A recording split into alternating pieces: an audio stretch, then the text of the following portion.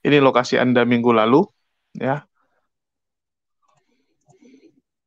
Jadi Saipudin ada di Los Angeles, ya tentunya di Los Angeles. Oh, itu luas sekali Bang. Semua orang juga bisa tebak. Oke, saya bilang lagi lokasinya ya. Jadi Los Angeles itu kan satu kota besar, satu kota metropolitan yang besar. Dan keberadaan si Saipudin saat minggu lalu ada di daerah ini, San Dimas. Ya, jadi Saipudin minggu lalu ada di daerah, ya atau kayak kita bilang kecamatannya lah ya, daerah kecamatannya itu San Dimas. Ya, jadi Saipudin aja lah yang tahu ya. Saipudin dan Oten-Oten yang tahu lokasi dia aja lah yang kira-kira merasa apakah ini benar atau tidak ya. Jadi inilah lokasi dari Saipudin minggu lalu ya. Ini lokasi dia minggu lalu. Kalau sekarang udah pindah. Kalau sekarang dia sudah pindah ke tempat yang lebih bagus. Ya, dia udah pindah ke tempat yang lebih bagus. Kalau minggu lalu dia di tempat sini yang tempat nginapnya itu lumayan ya, tapi standar lah ya. Jadi tempat nginap si Udin minggu lalu itu di hotel bintang 2 ya. Jadi dia nginap kemarin di hotel bintang 2 yang kurang lebih harganya di angka 1 juta sampai 1.300.000 per malamnya. Ya, 1 juta sampai 1.300.000 per malam. Mungkin saya kasih lihat ya, ini si Udin minggu lalu. Ya, Udin minggu lalu. Dan ini lokasi yang saya temukan ya. Mungkin saya kasih dari Gusandi punya foto. Ya. Ini kamar yang dipakai, tapi ini kamar orang lagi ditempati orang lain ya. Inilah lokasi yang dipakai ya. Tapi kamar yang berbeda tentunya, karena saya juga nggak tahu nomor kamarnya si Udin berapa ya. Nomor kamar dia berapa ya, saya nggak tahu, dan tiap kamar memang agak berbeda. Tapi namanya hotel, bentuknya itu sama. Jadi backgroundnya dia punya ini apa sandaran kepalanya sama lampunya gayanya sama. Ya, inilah yang dipakai oleh Bang Udin minggu lalu. Teman-teman bisa lihat di konten yang ini. Ya, si Udin ini ya. Jadi ini kamarnya. Ya. Jadi sebenarnya gampang sekali mencari lokasi Bang Udin di Amerika. Cuman saya rasa bukan kerjaan kita lah. Nanti tiba-tiba nanti dibilang saya mau kirim orang lagi lah, mau apa lah gitu ya. Kadang-kadang oten-oten ini tak apa-apa aja omongannya. Kita nih baik sama Udin. Ya. Bahkan saya sama Udin ini sayang gitu. Ya. Udin ini kita cuman cukup ganggu-gangguin aja, biar dia pindah-pindah terus kayak kodok gitu kan. Karena kalau kodok itu yang jadi hiburan tuh saat kodoknya lompat-lompat. Ya, kodok itu lucu kalau dia lompat-lompat. Kalau dia nggak lompat-lompat, diam aja nggak seru. Jadi, Bang Udin, lokasi Anda yang terbaru sekarang pun sudah diketahui. Mungkin pindah loncat aja, Bang Udin. Pindah loncat saja ya. Jadi, Bang Udin ini dari kemarin main-mainnya cuma daerah-daerah situ aja gitu. Pindahnya lebih jauh kayak gitu, negara bagian lain pindahnya. Masa daerah Los Angeles terus muter-mutarnya? Nggak seru. Ya, mungkin karena banyak ini ya. Mungkin dia punya pendukung ya, simpatisan dia tuh memang banyakkan daerah sana. Yang janda-janda itu memang tinggal daerah sana. Sehingga Bang Udin ini mau nggak mau mutar-mutarnya daerah situ terus ya. Membosankan Bang Udin. Ya, sekali lagi saya tunjukkan ya, ini tempat Bang Udin. Ini kamar yang kurang lebih dia pakai ya. Ini kamar yang kurang lebih dia pakai. Ya, jadi setiap hotel tuh punya ciri khas masing-masing, dan yang dia pakai itu adalah hotel bintang 2. Tapi kalau sekarang dia udah naik. Dia udah naik ke bintang 3 ya. Per kemarin 2 hari yang lalu, 3 hari lah, udah 3 hari, itu dia sudah pindah ke hotel bintang 3. Naik pangkat ya. Udah naik pangkat berkat diundang ya, berkat diundang khotbah di gereja. Jadinya mungkin secara kehidupan udah lebih aman, lebih settle dia ya. Jadi dia sekarang pindah ya. Ini lokasi dia minggu lalu saya kabari. Ya, lokasi dia minggu lalu San Dimas ya, di kota Los Angeles. Gede ya, Los Angeles itu salah satu kota yang besar. Ya, Los Angeles, habis itu ada San Bernardino. Ya, ini kota-kota yang berbeda, tapi ini masih masuk Los Angeles ya. San Dimas ini kecamatannya. Oke, di sini ada Gus Andi. Ya, assalamualaikum buat Gus Andi. Mungkin tanggapan ya Gus Andi. Waalaikumsalam warahmatullahi wabarakatuh. Apa Ya, Bang silakan Sul? Gus Andi.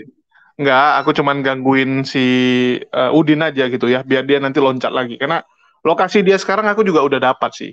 Gambarannya udah dapat, ada 3 kemungkinan saja. Jadi teman saya udah ngabarin lokasi si Udin sekarang tuh ada di 3 tempat kemungkinan. Ya minimal lebih gampang lah ya. Kita tahu lokasinya di antara 3 tempat tuh, tinggal kalau mau dijumpai ya datangi. Cuman kan nggak ada yang mau jumpai dia ya, nggak ada yang mau jumpai dia, ya udah biarin aja gitu. Saya cuma mengharapkan Udin ini lompat lagi. Jadi biar jadi lucu-lucuan lah. Ya biar jadi hiburan kita dia lompat lagi. Mungkin dari Gus Andi lihatnya gimana?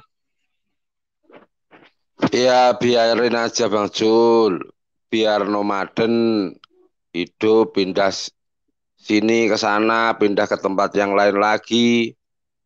Jadi uang donasi seberapapun banyaknya itu alokasinya cuman mau nyari tempat tidur. Dan parahnya kok pendeta besar Rasul modern kok sampai di bintang 2 tuh Bang Jul. Hotel bintang 2. Ini bintang 2 ini kalau ditambah 5 ini jadi bintang 7. Artinya orangnya pusing ini. 7 keliling ini, pusing ini. Tapi Kayak bintang puyar. 2-nya lumayan. Gus Andi, aku dikasih lihat dia punya ini ya, web hotelnya, terus aku udah lihat kamarnya juga ya. Bagus juga sih, nggak jelek-jelek amat gitu. Jangan dibandingkan dengan hotel bintang 2 di kita gitu ya. Di dia bintang 2 aja udah lumayan gitu, kayak kita punya bintang 4 lah. Kalau aku lihat ya, kalau aku lihat gitu. Lumayan gitu, ada kolam renangnya ya dan udah lumayan besar gitu. Secara ukuran kamar udah besar karena ini kan yang dia pakai pun bukan di tengah kota ya, agak di pinggiran. Jadi agak mending gitu. Enggak loh Bang Jul. Kan ada satu omongan ringan kan, statement ringan kan. Hmm. Sebenarnya lauk paling enak untuk makan itu adalah lapar. Hmm. Eh, Sesuatu yang menjadikan kita nikmat tidur itu adalah kantuk. Mengantuk itu menjadikan kita nikmat tidur. Artinya apa?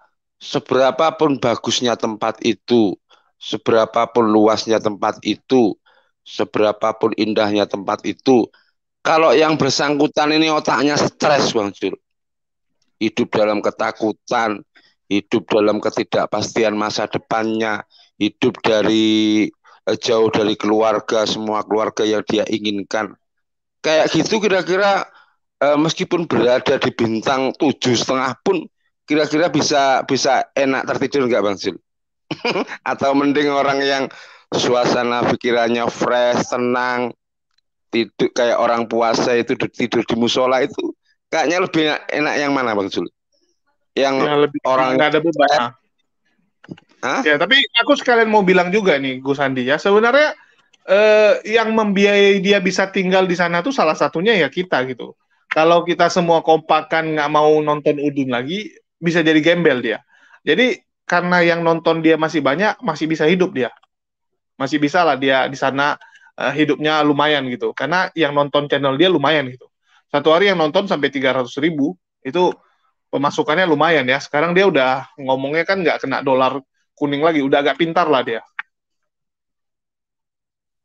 Ya bagaimanapun juga Bang Jul, orang itu hidup itu kepingin sebuah kepastian, kepingin sebuah kenyamanan dalam hal domisili, dalam hal papan itu menjadi kebutuhan yang tak terhindarkan lah, itu kebutuhan primer lah.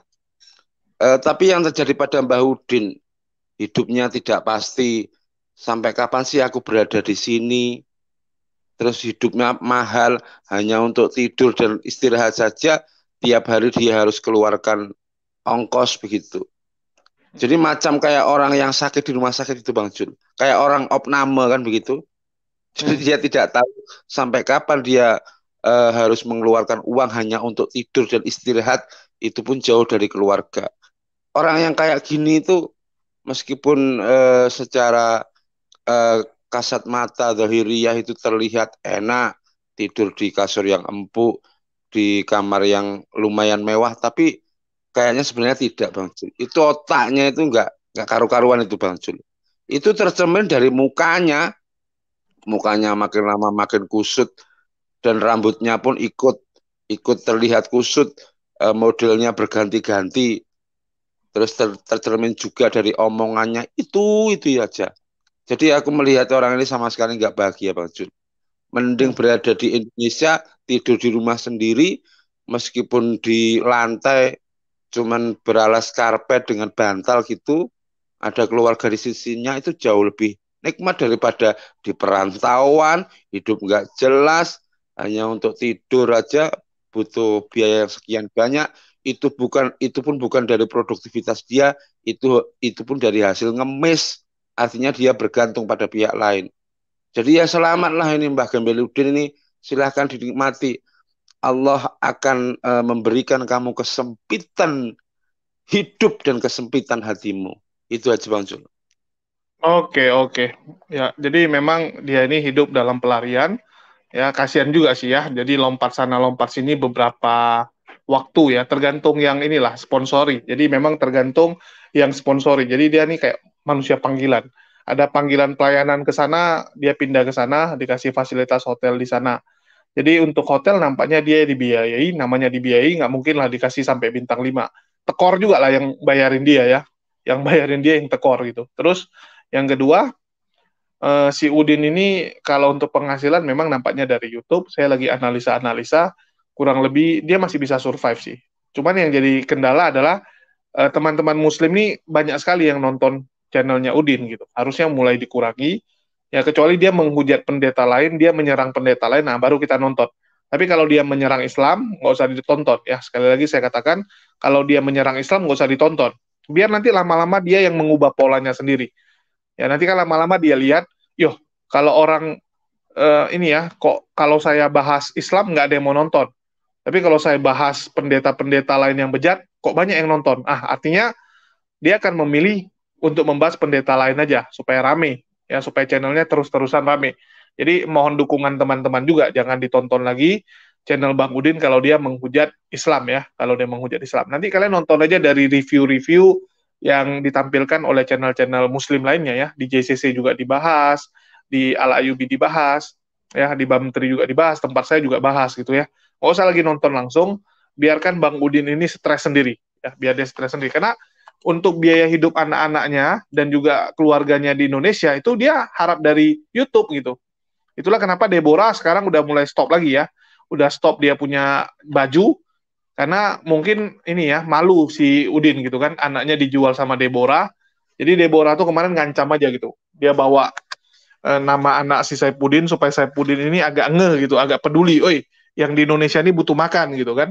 Jadi karena sudah terjadi jual menjual orang ya terakhir ya udah si Saipudin udah berpikir gimana cara supaya anaknya tuh tetap bisa dapat kehidupan yang bagus di Indonesia dan dia di sini mungkin minta tolong juga ya kalau bisa setiap minggu diundang, bahkan bukan setiap minggu dia memang full time ya, selain khotbah di gereja hari-hari biasa juga dia melakukan penginjilan ya, mengisi acara-acara perkumpulan para oten-oten di Amerika, luar biasa juga. Jadi dia lumayan sibuk sekarang dan udah kayak resmi lah. Mungkin gara-gara orang sana juga mikir, kalau dikasih makan gratis terus enak kali sih Saipudin. Ya dikasih nginap gratis enak kali.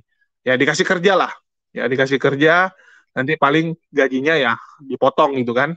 Jadi misalnya harusnya yang kerjaan gitu gajinya 30 juta, untuk Bang Udin kasih aja 15 juta. 15 jutanya lagi kita pakai untuk budget tempat tinggal dia gitu. Jadi ya pintar-pintaran orang yang ngundang dia lah. Ya kalau udah kasih duit masa nggak dikasih kerja? Enak lah sama si Bang Udin itu. Jadi itulah yang sekarang lagi terjadi dengan Bang Udin dan lokasi dia sekarang dia udah pakai selama 3 hari, harusnya udah boleh loncat lah. Ya Bang Udin udah boleh loncat pindah hotel lagi. Kami mau pengen lihat kamu meloncat sana, meloncat sini seperti kodok di sawah. Oke, dari Gus Andi ada lagi mau ditambahin perihal lokasi Udin ya? Apa perlu kita sampaikan? Ya nanti nanti framingnya nggak benar-benar soalnya aku agak malas. Alah, biarin aja Bang Jul, biarin aja. Kalau saran dari Bang Jul untuk tidak lihat YouTube-nya si Udin sih itu bagus. Tetapi kalau aku nggak terlalu tak pikirin itu. Karena sesuatu itu, kalau dia sudah mencapai puncaknya, mencapai klimaksnya itu, grafiknya pasti akan turun dengan sendirinya. Apalagi Mbah Udin ini kan jualannya kan itu-itu aja Bang Jul. Jualannya soal Bang Mamat, kemudian menghina Nabi Muhammad, 300 ayat dalam Al-Quran, dan 300 ayat dalam Al-Quran yang dia hapuskan itu nggak mungkin bisa. Hanya oten-oten dungu aja yang mungkin masih setia mendengarkan itu. Dan kayaknya makin lama juga para pendeta yang masih waras makin lama juga akan memojokkan Bahudin. Kalau kataku ya biarin aja dia menikmati kesengsaraan hidup itulah. Kemudian kalau dia tidak balik ke Indonesia pun ya alhamdulillah orang ini. Indonesia nggak butuh orang kayak Mbah Udin. Kalau dia pindah ke warga negaraan ya alhamdulillah. Kita tidak melihat dia bahagia di luar Indonesia kok. Jadi ya biarin aja lah. Kita sikapi secara alamiah, kita sikapi dengan tegas mengawal proses hukumnya, kemudian tetap seperti semula ya kita candain aja lah Mbah Udin ini. Badut kan memang harus ditertawakan Bang Jul. Dan insya Allah sampai kapanpun dia akan menjadi pengemis permanen di usianya yang semakin tua. Dan kalau pola hidup yang seperti itu terus dia pertahankan, gak usah khawatir Bang Jul. Lama-lama rumah tangganya juga akan berantakan. Karena dia masih punya anak kecil. Itu ada Bang Jul, sini maghrib ini. Nah, ini ya kita memang menyiksa dia pelan-pelan jadinya nih ya, Udin. Jadi dia nggak sadar bahwa dia sebenarnya udah ini hancur dari dalam pelan-pelan ini Bang Udin ya. Kalau dia terus-terusan seperti ini, hanya masalah waktu sebelum dia menghancurkan dirinya sendiri. Terus masalah hujatan dia, lama-lama ya umat muslim juga udah terbiasa lah dengan hujatan dia dan cuman menganggap dia orang gila. Ya kalau ada yang marah mungkin karena masih baru-baru, tapi kalau yang udah beberapa kali dengar, udah tahu lah ini cuman orang gila, cuman gembel Udin yang asal ngomong, yang kalau diajak debat ilmiah pun nggak berani ya, di debat akademis juga nggak berani, taunya cuman ngomong sembarangan ya. Kalau ngomong sembarangan, semua orang juga bisa. Orang gila juga jago ngomong sembarangan ya. Jadi Mbah Udin ini kita anggap sebagai hiburan saja. Ya, kalau saya sih memang anggap dia hiburan gitu ya. Dia salah satu badut yang sangat lucu. Ya bukan karena apa ya, bukan saya mau mendukung dia. Nanti jangan teman-teman pikir saya dukung dia. Enggak. Orang seperti ini kalau kita kasarin pun, yang ada dia senang. Ya kalau kita benci dia atau kita marah sama dia, dia senang. Jadi cara satu-satunya adalah kita ketawain aja. Ya kita ketawain aja si Mbak Udin ini, ya biar dia yang stres sendiri. Ya paling kita kasih tahu, kita udah tahu lokasi kamu tuh di sini sini sini ya. Nah, nanti dia kan parno sendiri. Kalau dia ada parno sendiri, nanti dia pindah lagi gitu kan, pindah lagi sana, pindah lagi sini kan. Ya biarkan aja lah, biar dia pun hidupnya nggak tenang, menggelandang sana, ngelandang sini, hanya mengharapkan bantuan dari orang lain. Ya kasihan sih memang orang tua seperti ini. Tapi itulah yang dia inginkan, ya itu yang dia pilih, itu jalan hidup dia, nggak bisa disalahkan ke orang lain ya. Tapi saya salut sampai sekarang Bu Sarah Ayu tidak ikut-ikutan seperti Udin ya, menghujat Islam. Nggak mungkin Bu Sarah Ayu punya pengalaman yang bagus lah dengan umat Muslim ya, karena dia sendiri mengatakan umat Muslim tuh yang baik sama dia, malah umat Oten yang reseh. Ya, umat Oten tuh yang reseh selalu. Jadi karena pengalaman itu mungkin membuat Bu Sarah Ayu nggak seperti Udin. Walaupun mereka berdua sekarang jadi pelarian, tapi Bu Sarah Ayu nggak, istilahnya nggak dendam lah. Ya nggak dendam dengan Islam karena dia maklumi umat Muslim tuh marah karena tindakan suaminya duluan yang salah. Ya karena tindakan suaminya yang duluan menghujat, menyerang. Nah, kita tunggu aja lah nih Bang Udin bisa loncat lagi di mana. Ya, tetaplah selalu menghibur kami Bang Udin karena Anda ini adalah tontonan kami, Anda ini adalah kodok yang lompat sana lompat sini, yang selalu kami tusuk-tusuk pantatnya ya supaya dia loncat sana loncat sini. Oke, mungkin itu aja dari saya. Makasih buat teman-teman yang udah nyimak. Saya cuma mau gangguin Bang Udin aja. Dan sekali lagi saya himbau ya, nggak perlu ditonton channel dia kalau judulnya atau isi kontennya tuh menyerang Islam. Kalau dia misalnya serang JT, serang Rudi Yohanes ya, karena Rudi Yohanes sudah berkhianat, atau dia serang Risuli Lubis, baru kita tonton. Ya, biar dia tahu gitu. Kalau umat Muslim tuh nggak bisa suka-suka dia. Dia mau panasin pun kita nggak usah panas. Ya itu aja dari saya. Makasih buat teman-teman semua. Di akhir kata saya ucapkan wassalamualaikum warahmatullahi wabarakatuh. Sampai jumpa di lain kesempatan.